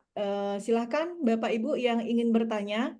Sembari menunggu, saya mengingatkan lagi Bapak Ibu, mudah-mudahan sistem Kemkes tidak error ya Bapak Ibu, karena pengalaman kita menggunakan LMS Pelataran Sehat, mungkin Bapak Ibu saya yakin semua sudah pernah mengalami masa-masa ketika kita mengikuti webinar, mengisi post-test, kemudian sistem error, nah itu kita nggak bisa melakukan apa-apa. Semoga nanti di hari yang sama, karena kalau saya lihat di LMS itu ketika peserta sudah di atas 1.000, nah itu sudah mulai itu sistem Kemkes itu rada-rada error ya. Semoga nanti kita berharap dari sistem tidak error. Kalaupun nanti ada kendala, mungkin nanti kita bisa mengantisipasinya seperti apa ya. Mungkin itu nanti kita harus menyusun bagaimana strategi kita. Artinya bukan karena ketidakmampuan kita untuk menjawab soal, tapi karena kalau kesalahan sistem kita juga tidak bisa melakukan apa-apa lagi karena itu soal tidak bisa di retake ulang ya. Retake-nya hanya satu kali.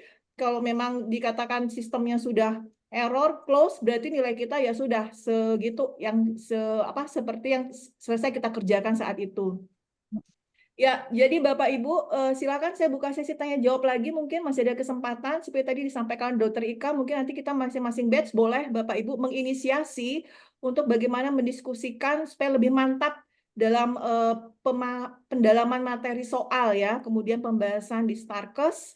Nah, silakan nanti masing-masing batch juga bisa saling berdiskusi bagaimana sepakatnya. Intinya adalah ketika nanti Bapak Ibu mengikuti UKOM, itu memang on cam. Kemarin sempat disampaikan oleh Kemenkes, Ditmutu dari Kemenkes, kenapa harus on cam? Ya sempat terlontar bahwa kita menghindari adanya joki ya. Kemarin kan sempat marak ya Bapak Ibu joki SKP. Nah, itu tidak diharapkan. Mudah-mudahan tidak terjadi. Jadi karena memang saya rasa soal itu 1 menit waktunya sangat sedikit sekali ya. Kalau kita sempat berdiskusi pun itu sudah habis waktunya. Jadi memang harus on cam, kemudian nanti ada observer yang mengamati mungkin bagaimana gerak-gerik kita dalam mengerjakan soal. Ya mudah-mudahan kalau kita sudah latihan soal, saya rasa kita bisa mengerjakan soal dengan baik. Iya, izin Bu Okta. Siap, Dokter Ika, Ya. silakan. Bapak Ibu, andai kata nanti kami berdoanya sih berharapnya bisa lulus semuanya ya, tidak pakai remedial. Tapi andai kata nanti yang terburuk ada remedial, Bapak Ibu nggak usah merasa ini ya, apa itu namanya, terus nggak percaya diri, jangan. Karena tidak lolosnya pada saat ujian yang pertama itu banyak penyebabnya. Kadang sinyal ya, kadang laptopnya yang agak error dan sebagainya. Jadi nanti saya harap benar Bapak Ibu jangan merasa, aduh aku nggak pinter, aku nggak, jangan ya. Insya Allah tetap semangat aja, kami siap bantu ya. Apapun yang kesulitannya tulis aja di WA group atau Japri atau telepon atau apa ya, supaya nanti Bapak Ibu semangat lagi dan bisa mengerjakan soal-soalnya gitu. Jangan sampai tidak percaya diri ya. Jangan sampai merasa, wah aku kok nggak bisa gitu. Bapak Ibu perlu ketahui, selama ini kami membersamai dari batch 1 sampai 12. Di saat ujian terakhir itu kan ada yang nggak lulus sampai beberapa kali. Ternyata setelah terjun di lapangan luar biasa. Beliau malah jadi apa ya, surveyor idaman, surveyor yang ini bagus sekali surveyornya dan sebagainya, dan jadi panutan untuk rumah sakit yang beliau survei. Jadi nanti Bapak Ibu nggak usah merasa nggak pede, merasa kok aku paling nggak bisa ya, teman-teman kalau lulus semua aku kok belum. Jangan, tetap kita akan bantu, akan backup sampai Bapak Ibu lulus. Sama seperti yang kemarin Bapak Ibu latihan dulu, kita sendiri latihannya terakhir ya. Karena apa? Supaya Bapak Ibu maju duluan ya, supaya bisa mengimplementasikan ilmu-ilmunya, pengetahuannya, keterampilannya semuanya, supaya nanti bisa memajukan Bapak Ibu secara pribadi maupun lembaga dan rumah sakit di mana Bapak Ibu bekerja. Silakan Pak Zainal Arifin. Monggo itu. Silakan Pak Zainal, ini raise hand. Ya. Oke, terima kasih Bu Okta. Mohon maaf nih sambil di perjalanan. Seandainya di bulan Juli itu kita belum berminat ikut UKOM atau katakanlah karena kesibukan, dalam 1 tahun ke depan mungkin bisa mengikuti UKOM. Apakah ada kesempatan misalnya tahun ini di bulan Juli belum bisa UKOM, bisanya tahun depan itu apakah masih bisa diberikan? Dan prosedurnya bagaimana? Terima kasih. Nah. Baik, terima kasih Pak Zainal. Dokter Didi mungkin mau menanggapi dulu, dokter. Nanti bisa ditambahkan dengan Dokter Ika. Oke, yang kemarin itu tidak dibahas seperti itu Pak Zen. Yang dibahas cuman pendaftaran itu ada di bulan Juni. Jadi pendaftaran UKOM itu dari bulan Juni, kemudian mungkin itu masuk nanti dievaluasi di pedoman pedoman pelaksanaan UKOM. Jadi di pedoman pelaksanaan UKOM itu menjadi kewajiban LPA untuk melaporkan kepada Kementerian Kesehatan jumlah surveyor, kemudian berapa yang sudah UKOM, berapa yang belum UKOM, dan berapa yang sudah lulus UKOM. Jadi seperti itu masuk dievaluasi. Kemarin belum dibahas terlalu jauh terkait dengan apakah kalau misalnya cuti, kayak kalau misalnya kita kuliah dulu kan cuti kan maksudnya Pak Zen ya. Kita ikut tahun depan aja gitu ya. Jadi belum ada pembahasan terkait dengan seperti itu. Jadi di persepsinya Kementerian Kesehatan, UKOM yang akan dilaksanakan ini diikuti oleh seluruh surveyor FKTP dan FKRTL. Jadi seperti itu Pak Zen. Mungkin dari Bu Ika bisa membantu menjawab nih terkait dengan kebijakan LPA nih, Bu Ika. Iya, terima kasih Dokter Didi. Untuk aturannya sih memang belum keluar, tapi nanti insya Allah nanti akan kita data ya siapa-siapa aja yang sudah siap supaya nanti itu kan mempengaruhi lembaga juga. Andai kata kalau misalnya banyak surveyor yang nggak lolos, jadi catatan untuk kita sendiri. Jadi akan diinformasikan lebih lanjut sih, akan kita koordinasikan dengan pihak kementerian juga. Itu, Dokter. Secara aturan resminya emang belum keluar, tapi insya Allah akan sudah jadi bahan masukan ya untuk Kementerian Kesehatan. Andai kata kalau misalnya belum siap, apakah waktunya bisa menyesuaikan, tapi juga ada batasnya. Nanti kalau nggak siap-siap bagaimana gitu ya? Siap nggak siap kita harus mempersiapkan itu. Kecuali kalau misalnya haji ya nggak bisa ya. Terus atau pas sakit lah, siapa tahu pas kondisi dijadwalkan UKOM ternyata sakit lah. Mungkin itu yang jadi catatan untuk selanjutnya. Itu Dokter. Ya, baik. Terima kasih Dokter Didi dan Dokter Ika. Demikian Pak Saina. Pak Saina lagi drive ini. Hati-hati Pak di jalan. Terima kasih, Mbak. Terima kasih. Siapanya? Terima kasih, Dokter. Ya, baik. Ya, ini ada pertanyaan di kolom chat untuk Dokter Didi. Kita masih lanjut ya, Bapak Ibu, untuk acara diskusi kita. Apakah jadwal UKOM sudah definitif tanggal 27 Juni ini? Dokter Didi, silakan, Dok.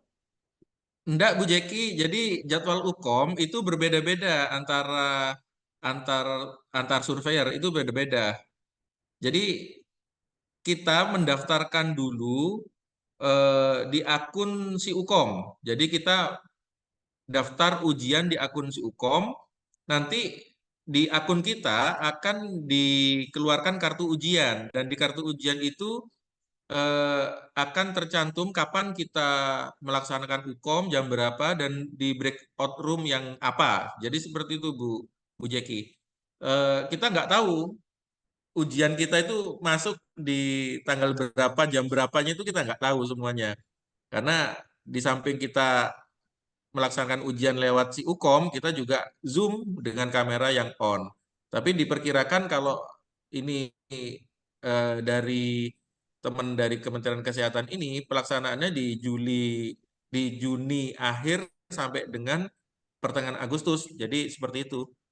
Jadi kapan-kapan waktunya itu tergantung dari kartu ujian yang kita dapatkan dan kartu ujian yang kita dapatkan itu berdasarkan dari pendaftaran kita di si UKOM. Jadi seperti itu Bu Jeki. Ya, Terima kasih. Didi. ya, ada tambahan lagi mungkin dari Bu Sri Rejeki. Ya, jadi intinya adalah ketika Bapak Ibu nanti melakukan registrasi, itu nanti akan muncul nanti jadwal dari Bapak Ibu, seperti tadi Dokter Didi sampaikan, akan detail di tanggal berapa, jam berapa, link Zoom-nya seperti apa, ya. Jadi nanti tinggal dicek aja di jadwal ujian ya, di menu jadwal ujian yang ada di si UKOM. Ya, Terima kasih, Dita. baik, sama-sama. Silakan Bapak Ibu, ada lagi yang mau bertanya? Sambil menunggu, mungkin ada tambahan lagi dari Dokter Didi atau Dokter Ika, silakan. Pak Amrizal ini ada nih. Oh ya, ada Amrizal. yang raise hand. Baik, saya buka dulu untuk yang sesi raise hand. Silakan Pak Amrizal. Baik, terima kasih Bu Oka. Assalamualaikum warahmatullahi wabarakatuh. Waalaikumsalam warahmatullahi wabarakatuh. Yang terhormat Dr. Didik, terima kasih sudah menyampaikan presentasinya. Ini terkait mungkin dengan yang pertanyaan yang dilakukan yang pertama tadi oleh Dr. Akmal gitu. Ini juga menggelitik di pikiran saya gitu. Yang pertama mungkin latar belakangnya kayak gini, Dr. Didik, Bu Okta dan juga Bu Umi. Yang pertama itu kan kita di lembaga, ya khususnya di lembaga akreditasi, ya khususnya mungkin di LARSI, itu kan kita udah jadi surveyor gitu. Udah jadi surveyor dengan dibuktikan kita diberikan sertifikat, juga waktu pelatihan waktu itu didampingi, disupervisi oleh lembaga yang ditunjuk oleh Kementerian Kesehatan gitu.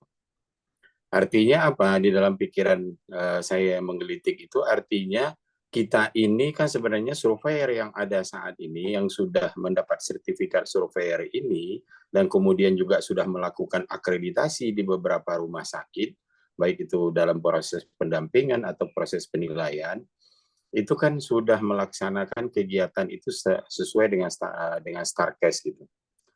Nah, yang menjadi pertanyaan itu, ya kalau sekarang kita di UKOM lagi, ya, di UKOM lagi, kesannya kan sepertinya Kementerian Kesehatan meragukan gitu, ya, kompetensi daripada kita para surveyor dari lembaga akreditasi ini gitu. Padahal itu juga pelaksanaan pelatihannya sampai ke ujiannya itu didampingi atau disupervisi oleh lembaga yang ditunjuk oleh Kemenkes sendiri, dan setahu saya itu adalah lembaga yang juga di bawah Kemenkes sendiri gitu.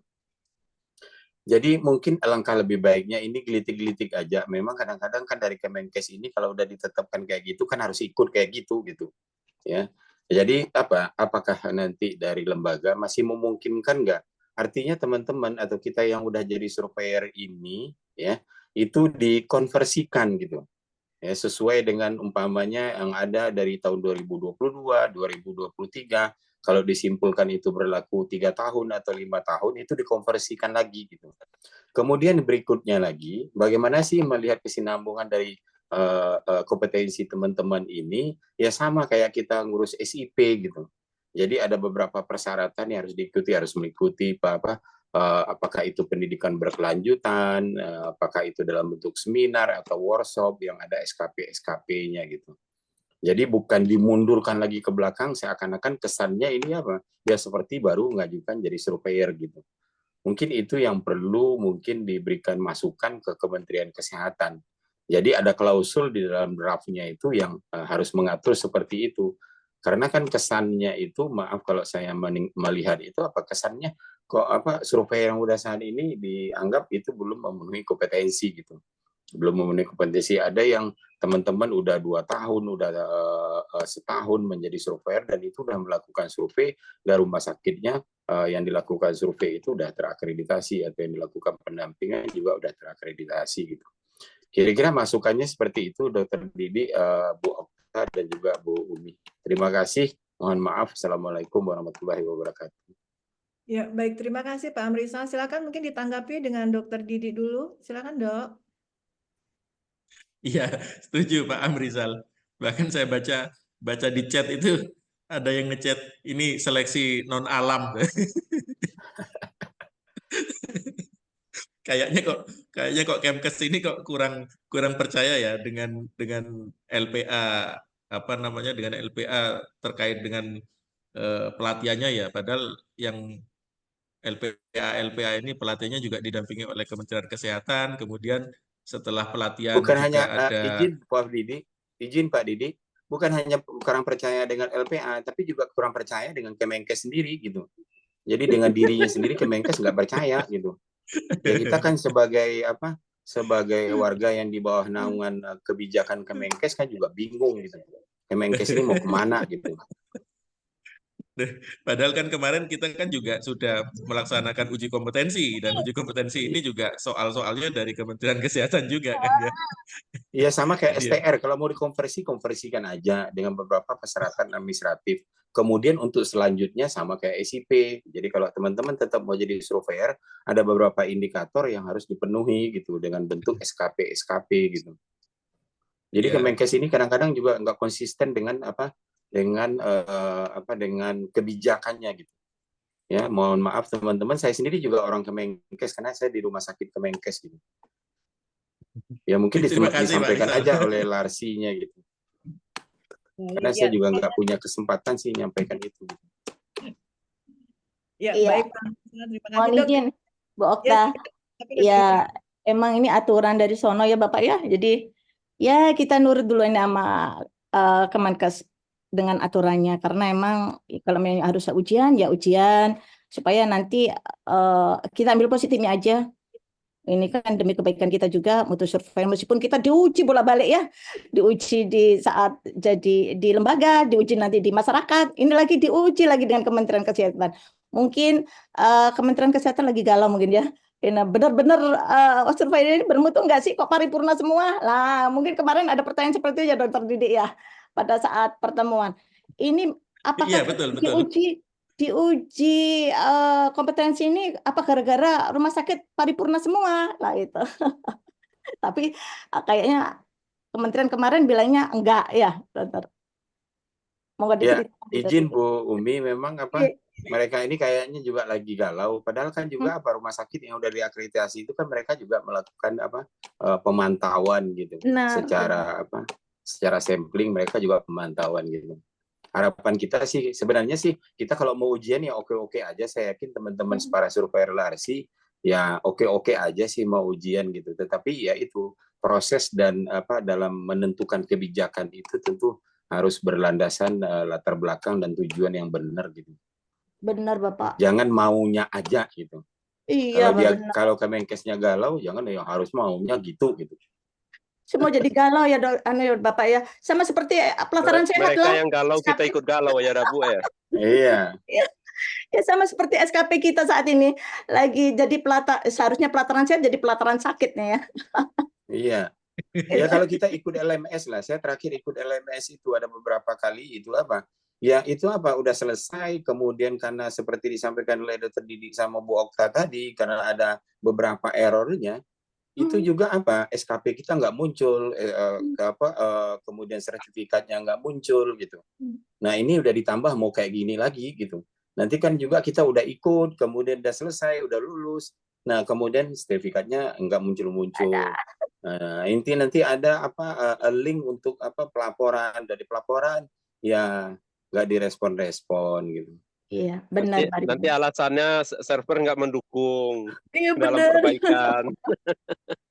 Tapi ya itu tadi supaya kita nggak sakit, ya udah kita ambil positifnya aja karena ya itu tadilah sekitar kita emang lagi belajar untuk di mana sih posisinya. Kita ikut pelataran sehat pelatihan 3 kali gagal Bapak sehingga uang hilang, SKP hilang, waktu hilang, tenaga hilang. Tapi ya sudahlah ini mungkin proses pembelajaran untuk kita semuanya. Jadi kita jadi bagian dari perubahan tersebut. Kita ambil positifnya aja. Nanti daripada kita nanti sakit ya gitu. Mental kita harus sehat, kita harus semangat, ambil positifnya gitu. Setuju nggak Bapak Ibu? Izin setuju Bu Umi, kita sehat semua gitu. Siap, alhamdulillah. Tapi harapannya sampai doanya gitu apa kita sehat semua Kemenkes jangan sakit gitu. Ya benar. Baik ya, terima kasih Pak Rizal untuk masukannya ya, keluh kesah. Sami-sami Bu, terima kasih. Ya Bapak Ibu, ini masih ada beberapa pertanyaan di kolom chat ya, biar kita tuntaskan, tidak ada menjadi PR Ini ya. dari Dr. Isan nih, lucu nih pertanyaannya Dr. Isan. Nggak pede nih. Ini saya baca dari Dokter Mia dulu ya. Jadi Dokter Mia untuk pendaftaran UKOM seperti yang disampaikan oleh Dokter Didi, nanti kita menunggu uji publiknya ya dulu Dok ya. Jadi kemarin kan kita baru sosialisasi pedomannya aja. Jadi nanti pendaftaran UKOM-nya itu kemarin kalau nggak salah disosialisasikan kita mendaftar secara mandiri ya Bapak Ibu. Seperti tadi Dokter Didi sampaikan nanti akan keluar tanggal kita ujian dan sebagainya. Jadi secara mandiri nanti kita mendaftar. Nanti link akan diberikan oleh LPA. Jadi kan nanti kita akan mendapatkan username dan password ya Bapak Ibu. Jadi username-nya itu nanti menggunakan email, nanti passwordnya kita akan diberikan dari Larsi. Ya, kemudian ada pertanyaan juga ini dari Ibu Kritis Ardiansyah. Apa nanti misal belum dapat sertifikat UKOM, apa boleh kita melakukan magang? Ya, silakan. Ini mau ditanggapi oleh Dokter Didi dulu. Silakan Bu Dok. Ika ini yang berwenang ini Bu Ika nih. Dokter Ika, silakan Dok. Nanti kalau belum dapat sertifikat hukumnya, Dok? Kita boleh melakukan magang nggak, Dok? Nggak apa-apa, magang aja. Sebelum ada aturan tertulis dilarang magang, udah magang aja. Sama seperti lanjut yang pertanyaannya Dokter Iksan. Sebelum ada aturan tidak boleh terjun kalau nggak ada ininya, oh udah jalan aja. Itu kan masih draft ini ya. Ya, Ya, jadi 27 Juli Dokter 2024 Isan tumben nggak pede. Biasanya Dokter Isan paling pede nih. iya, jadi harus optimis ya. Jadi masih lanjut aja ya, karena memang secara regulasi tertulisnya belum dituangkan karena baru kemarin baru ada sosialisasi pedomannya aja. Ini draft nanti lagi. ada jadwal uji publiknya, Bapak Ibu. Nah, uji publiknya seperti apa? Ini kita masih belum mendapat informasinya seperti apa. Yang pasti nanti penguatan di masing-masing LPA aja dulu untuk Iya. surveyornya. Kita harapkan nanti kalau bisa seluruh surveyor Larsi ini lulus UKOM begitu ya, Dokter Ika ya, nggak ada remedi Iya. lagi, by remedi gitu ya. Amin. Kita langsung lulus untuk tahap yang pertama. Baik, Bapak Ibu, ada lagi yang mau ditanyakan? Dokter Isan sudah dijawab ya, Dok, pertanyaannya, Dok. Lanjut, Dok, gitu. Ya, ini saya di kolom chat sudah tidak ada. Saya buka untuk yang raise hand mungkin. Ya, tidak ada juga ya. Saya rasa. Ya, silakan, Kayaknya Dokter. kepingin latihan langsung ini Bu Okta. Oh, ada ini. Langsung ya. Ali, Oke. ya. Silakan. Semangat ya, nanti masing-masing batch boleh memantapkan nanti masing-masing batchnya mungkin mau join dengan beberapa batch. Intinya adalah outputnya, blueprintnya Bapak Ibu, kita semua kompeten. Apa bukti kita kompeten? Yaitu selembar sertifikat lulus UKOM kita yang menyatakan kita kompeten. Kan kita nyarinya blueprintnya itu ya, sertifikat.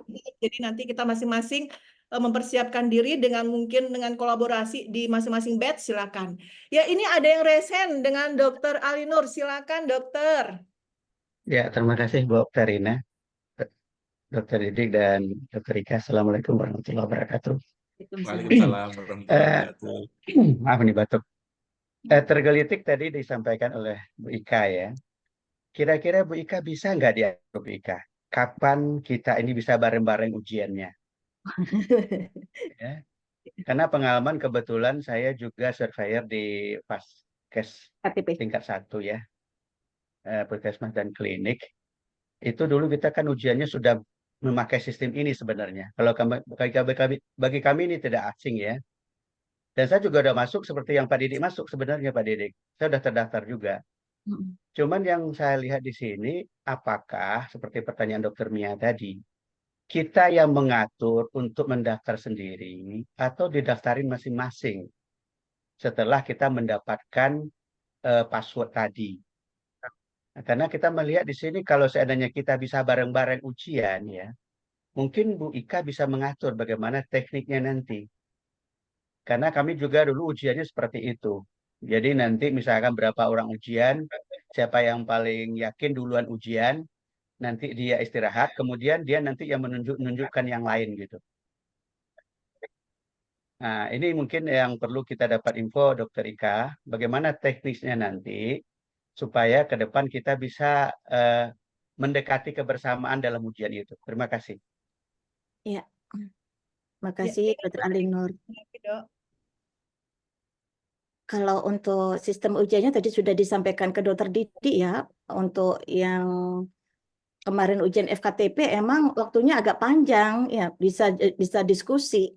Kalau ini waktunya 30 menit itu, dan per tahap. Sesi 1 attitude, sesi 2-nya baru skill. Kalau skillnya nilainya benarnya kurang dari 5 langsung tidak lolos gitu ya. Tapi intinya kemarin sudah dari Kementerian Kesehatan itu sudah minta data surveyor semua LPA dan sudah dikirim ke Kementerian Kesehatan. Nanti Bapak Ibu akan diberikan linknya dan mendaftar di situ sesuai dengan yang disampaikan Dokter Didik tadi. Nanti ada username dan password. Username pakai email yang ada di akun Bapak Ibu. Ya, dari sekretariatan mendaftarkan Bapak Ibu pakai email yang ada di akun Silarsi. Gitu. Dan passwordnya juga sudah ditentukan. Tinggal login aja, tapi belum bisa masuk ke ini ya, halaman atau page selanjutnya. karena sudah dikunci, sudah nggak bisa dibuka lagi. Waktunya cuma 1 kali 24 jam kemarin hanya Dokter Didik ya sudah coba dan sudah disampaikan. Seperti itu Dokter Alinor. Sedangkan untuk strateginya seperti apa ini kita masih menduga-duga dan bagaimana nanti strategi yang terbaik yang bisa diberikan untuk para surveyor supaya nanti mengerjakan soalnya lebih mudah dan lolos semuanya. Seperti itu. Tambahan untuk Dokter Alinur, Dok. Ya. Jadi apa namanya, akun si Ukom kalau Dokter Alinur ada di FKTP dan FKRTL, sepertinya Dokter Alinur nanti tidak bisa masuk untuk akun si Ukomnya yang dari Larsi, Dok. Jadi Dokter Alinur sudah tercatat di FKTP, kayaknya password yang dipakai adalah password yang Dokter Alinur di Sinaf itu, Dok. Jadi seperti itu. Iya, betul.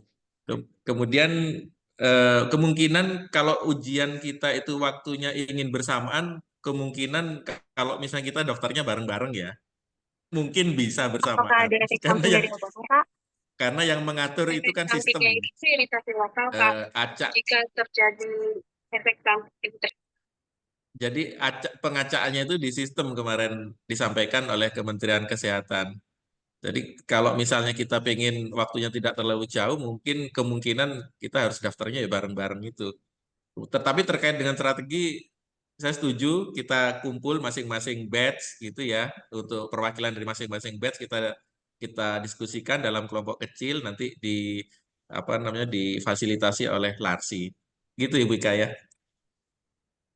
Ya, baik. Terima kasih Dokter Ika dan Dokter Didi. Demikian ya, Dokter Alinur. Ada tambahan lagi, Dok? Ya, terima kasih banyak Bu Okta, Pak Didi, dan Bu Ika. Sampai. Ya, terima kasih. Baik, saya buka satu sesi tanya jawab lagi. Ini ada raise hand, Ibu Awatiful Asa. Silakan, Ibu. Terima kasih Bu Okta. Mohon izin Dokter Didi, Dokter Ika. Ingin tanya terkait dengan blueprint untuk persiapan ujian, Dok. Karena sebenarnya kalau blueprint itu kan hampir sama dengan kisi-kisi kan begitu, sehingga kita bisa mempersiapkan item-item apa yang nanti tadi kan Dokter Ika menyampaikan ada ujian kompetensi, kemudian juga ada ujian etik atau apa tadi nggih terkait dengan persiapan ujian besok. Kemudian selama ini kalau sistem ujian menggunakan Zoom itu biasanya kita harus menyiapkan media yang lain. Jadi ada 2 device, misalnya satunya HP atau laptop berapa begitu. Apakah panduan-panduan untuk ujian itu juga sudah ada nggak Dok? Karena biasanya ini kaitannya dengan psikologis ya. Kalau kita psikologisnya tidak siap itu walaupun persiapan apapun itu bisa hilang pada saat ketemu soal. Terima kasih Dok. Ya, silakan ditanggapi Dokter.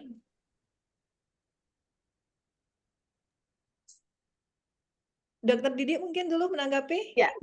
Kalau kisi-kisi nanti dipandu oleh Bu Ika.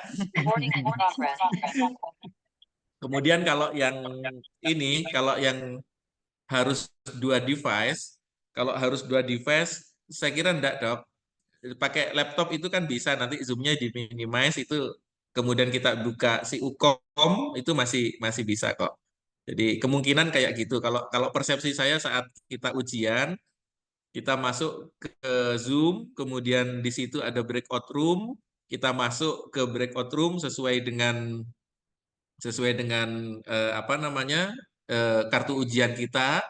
Kemudian nanti di breakout room itu kita nanti waiting list. Jadi kita nunggu. Ini dulu pernah kita alami di saat seleksi di FKTP. Kita waiting list, kemudian saat waktunya kita ngerjakan, kita bisa ngerjakan, kita minimize untuk Zoom-nya sambil kita ngerjakan. Jadi seperti itu. Dari Bu Ika mungkin ada tambahan, Dok. Terima kasih. Bapak Ibu, andai kata kemarin ngerjakan secara detail, istiqomah, dibaca dan sebagainya, tidak jauh dari itu soal-soalnya. Ya. Karena kita sudah berikan totalitas itu semua. Karena nggak bisa dibocorkan di sini ya. Pokoknya pelajari itu. Pelajari itu, insya Allah soalnya tidak akan jauh dari yang kita berikan. Ya. Karena soal-soal itu diambil dari Starkes. Dan semua LPA, 6 LPA rumah sakit ngambilnya dari situ. Dan insya Allah nggak akan jauh dari soal yang kita berikan. Kalau Bapak Ibu bisa ngerjakan soal itu, insya Allah besok bisa. Ya. Makanya mulai Sabtu ini kita berikan drill terus itu soal-soal tapi nggak ada jawabannya. Jawabannya terpisah. Jadi Bapak Ibu kerjakan dulu, terus nanti jawaban akan kita berikan, kita susulkan kemudian. Bapak Ibu cek sampai sejauh mana jawaban yang sudah Bapak Ibu kerjakan. Benernya berapa? Kalau nggak benar di mana, terus baca lagi. Seperti itu. Ya. Nah, insya Allah nanti kalau itu dilakukan terus-menerus, akan hafal secara sendirinya. Gitu. Hafal otomatis ya. Gitu. Karena ya itu tadi, soalnya nggak akan jauh berbeda dari apa yang kita berikan. Ya. Itu untuk supaya mengurangi derduknya, mengurangi rasa was-was galaunya.